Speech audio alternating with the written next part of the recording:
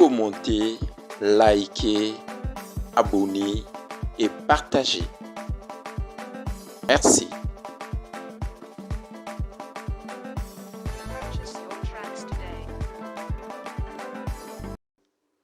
Exercice numéro 1. Le plan complexe P est muni d'un repère orthonormal OE1, E2. Vecteur. Petit 1, soit le polynôme P tel que le P de Z égale Z au cube moins 4Z carré plus 6Z moins 4. Petit a, déterminer les réels U et V tels que le P de Z égale à Z moins 2, facteur de Z carré plus UZ plus V. Petit b, résout dans C l'équation P de Z égale 0. Petit 2, on note alpha, la solution de l'équation P de Z égale 0, dont la partie imaginaire est positive, et bêta, le conjugué de alpha. Soit A, B et C, les points d'affixe respectifs, alpha, bêta et 2. Le point I est le milieu de AB et R, la rotation de centre O et d'angle pi demi. Petit a, déterminer l'écriture complexe, ou bien plutôt donner l'écriture complexe de R, puis déterminer l'affixe du point B' qui est égal à R de B. Petit b, placer les points A, I, A, B et C dans le repère, puis déduire la nature du quadrilatère OACB.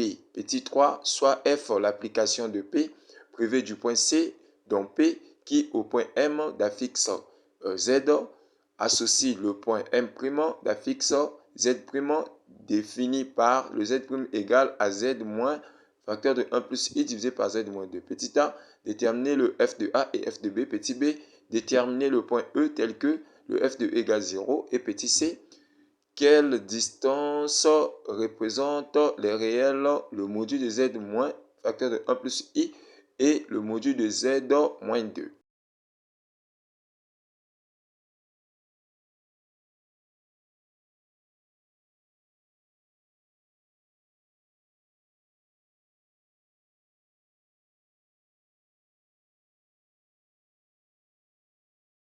Ok, nous allons répondre à la première question. On nous a donné le polynôme P de Z, on nous demande de déterminer les complexes U et V. Alors là, on va passer rien que par méthode d'identification. Alors je développe le P de Z. On aura Z au cube, Z fois Z carré, on aura Z au cube. Ensuite, on aura plus le UZ carré. Après, on aura le VZ, moins 2Z carré, moins 2UZ, moins 2V. Ensuite, là, on aura Z au cube. Je prends le U, je prends ce qui ont des Z au carré, je prends le U, je prends le moins 2, je ferme, je mets Z carré. Je prends le V, parce que là, le Z, là aussi, il y a le Z. Je prends moins 2U, je mets facteur de Z, et je prends moins 2V. Après, par là, ça, c'est le P de Z. Après, par identification, donc, nous aurons le Z au cube, égale déjà Z au cube. Je prends maintenant ça, donc le U moins 2, facteur de Z carré, c'est égal à moins 4, Z carré. Ensuite, je prends le V, là, donc on aura V moins 2U, facteur de Z, égale à quoi? Égale à 6Z. Et enfin, je prends le moins 2V, c'est égal à moins 4. C'est égal à moins 4, alors ceci implique, en simplifiant les Z carrés, nous restons avec U moins 2, qui serait égal à moins 4. Quand je tire le U sera donc égal à moins 4 plus 2, qui sera égal à moins 2. Maintenant, le V, vu que le U c'est déjà moins 2, là donc ça nous fait déjà plus 4, qui serait égal à 6.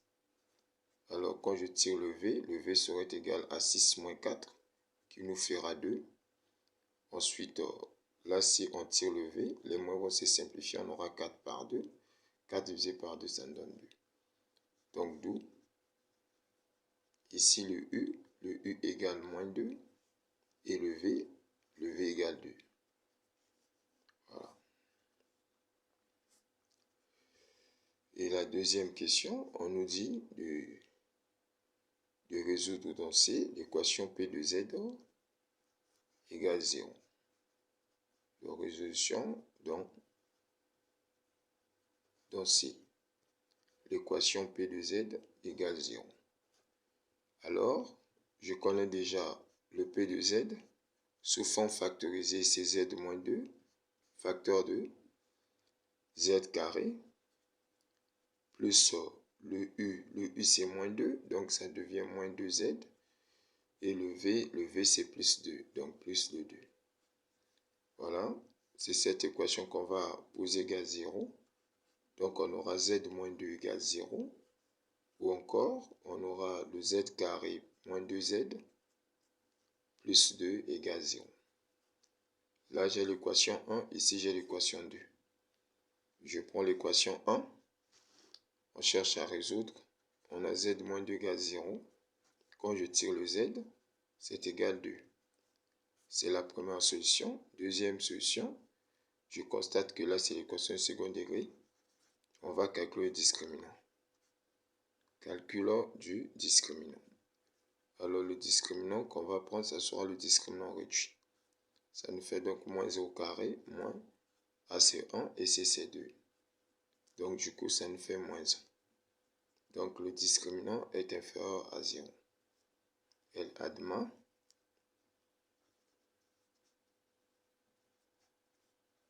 deux racines complexes conjuguées.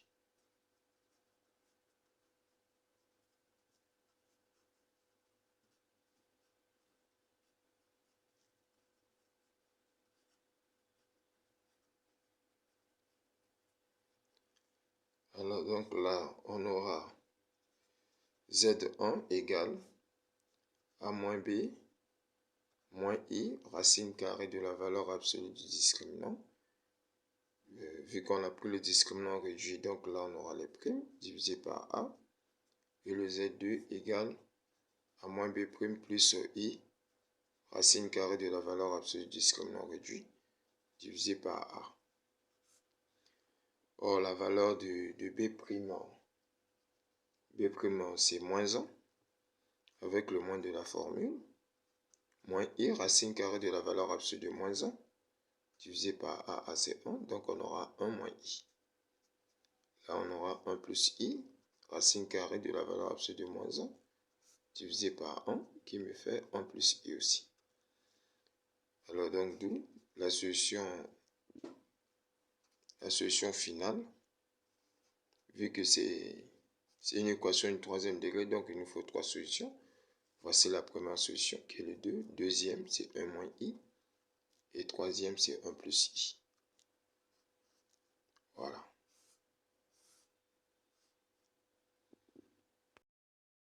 Et voilà la deuxième question là. On nous dit, on note alpha.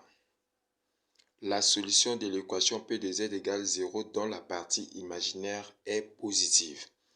Or, tout à l'heure, on a vu que quand on a trouvé la solution de Z2, c'était le nombre complexe Z2 dont sa partie imaginaire était positive. Donc, nous prenons alpha égale à 1 plus I. Et ensuite, on dit encore, et bêta le conjugué de alpha.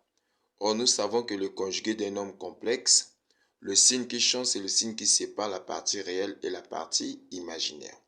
Donc, le conjugué de 1 plus I, c'est le 1 moins I. C'est la valeur de bêta. Ensuite, on dit soit A, B et C, les points d'affixe respectifs. Donc, ça signifie que le Z de A doit être égal à alpha, le Z de B doit être égal à bêta et le ZC doit être égal à 2. Ensuite, on nous dit le point I est le milieu du segment AB.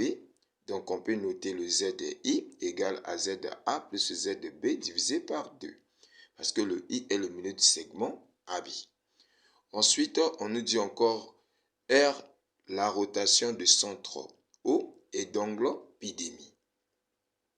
Voilà, on a noté R égale à rot de 0 et pi demi.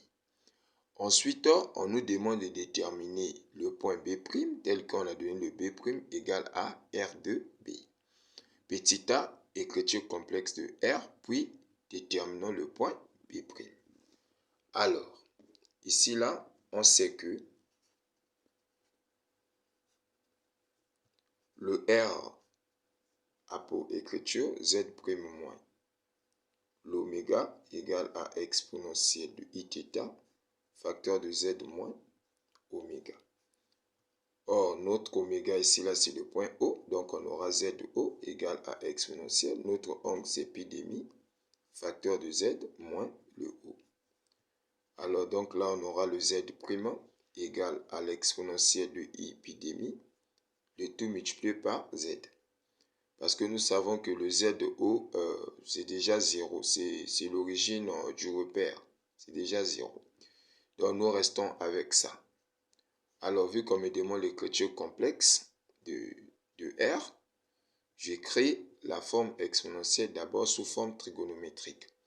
Ça va me donner quelque chose de cosinus de pi demi plus I sinus de pi demi. Et pourquoi on fait ça? C'est pour trouver la forme algébrique. Avant de trouver la forme algébrique, si on a la forme exponentielle, on est obligé de passer par la forme trigonométrique. Alors, donc là, nous savons que cosinus de pi demi donne 0, sinus de pi demi donne 1, 1 fois I, ça fait I. Quand je développe, on aura donc le Z' égale à IZ. Voilà, ça c'est l'écriture complexe de R. Ensuite, on nous demande de déterminer le B'. Alors, nous savons que le B' c'est égal à R de B. Ça veut dire que, donc, on aura le Z' de B sera donc égal à I, le Z et la B.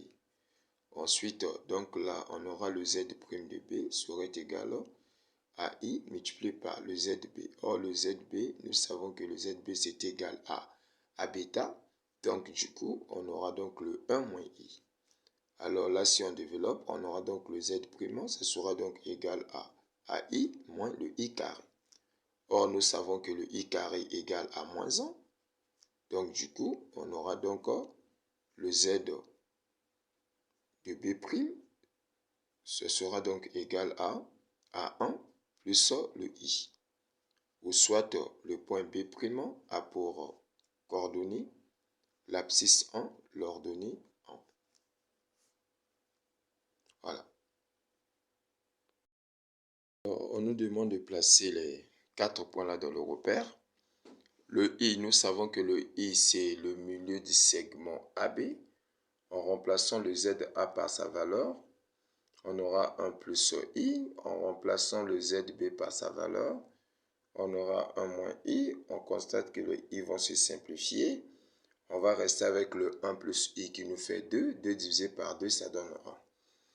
Donc, le ZI égale à 1. Ensuite, c'est la partie réelle. Il n'y a pas la partie imaginaire. Donc, nous sommes là où il y a le U vecteur. Et je place le I. Ensuite, le B, le ZB, c'est le 1, la partie réelle. Et la partie imaginaire, c'est moins 1. Donc, le 1, c'est ici. La partie imaginaire, c'est moins 1. Moins 1, c'est en bas. Et voilà, on place le point B. Je place maintenant le point A. C'est le 1 plus le 1 plus I. Le 1, c'est déjà ici. Le I, c'est le 1. Le 1 est ici, là. Et je place le A. Et enfin, je place maintenant le C. Le C, c'est 2. C'est juste la partie réelle, il n'y a pas la partie imaginaire. Et là, on place le C. Donc, du coup, quand on va chercher à relier, on constate que le I tombe aussi sous le milieu du segment AB. Voilà, on a notre petit crayon qui est là. Voilà. Ensuite, on nous dit de déduire la nature du quadrilatère OACB. OA et CB. Il s'agit d'un losange. Donc, il s'agit d'un losange. OACB est un losange.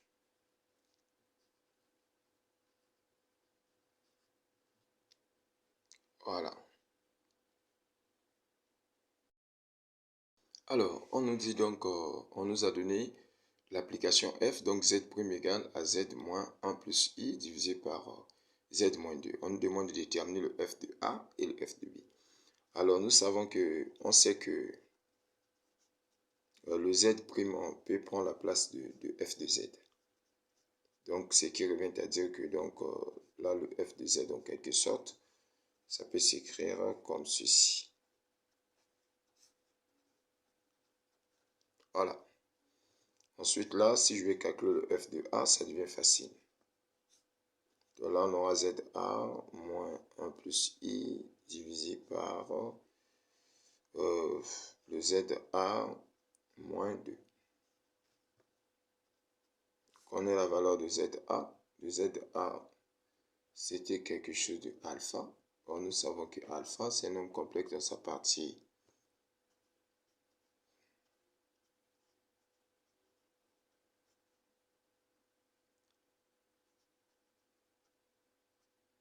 Voilà. Ensuite, on aura 1 plus i moins 1 moins i divisé par moins 1 plus i. En simplifiant tout ce qui se trouve au numérateur, on trouve carrément 0. Le f de a égale 0. Cherchons le f de b cette fois-ci.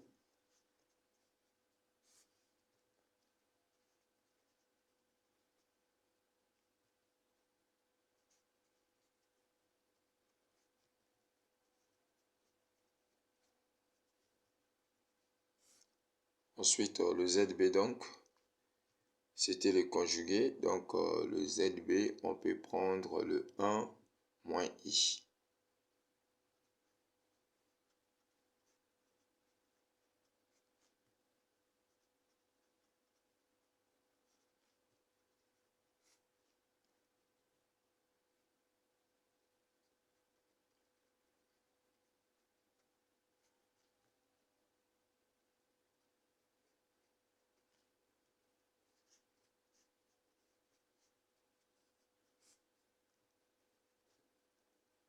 On aura donc moins 2 moins 2i divisé par moins 1 moins i.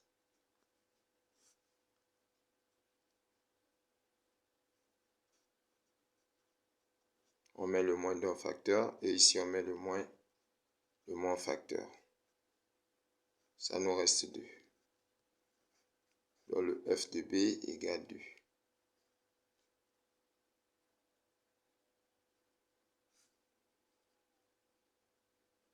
Donc en quelque sorte que le f de a est l'origine du repère et le f de b c'est le zc. Voilà. Petit b, déterminant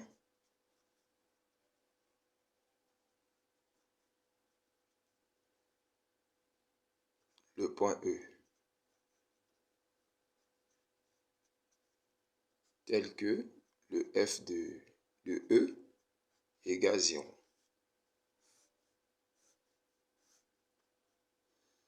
Donc là, on va poser le f de E égale 0.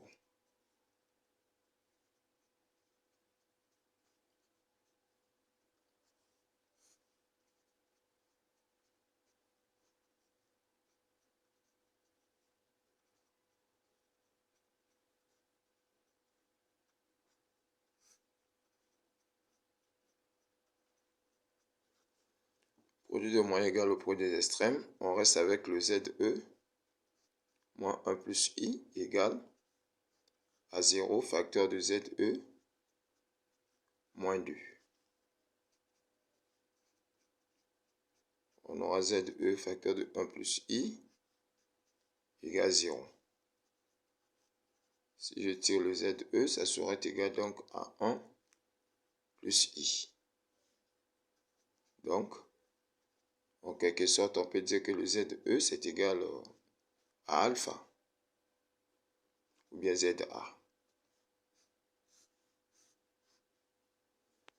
Voilà. Alors après, enfin, on nous pose une question. On nous dit quelle distance représente les réels. Donc, on nous a donné z moins 1 plus i. On nous demande si ça représente quoi. Normalement, ici, c'est z moins za. Or, le z, c'est la fixe du point M. Donc, on peut avoir le zm moins le za. En quelque sorte, c'est la distance AM. C'est la distance entre le point A et le point M. Et pour l'autre, et z moins 2, en quelque sorte, c'est le zm moins le zc. Et c'est la distance cm. Voilà, et c'est la fin de notre exercice. Merci. Abonnez-vous, commentez et likez mes vidéos. Surtout partagez pour l'évolution de sciences partout dans le monde. Merci.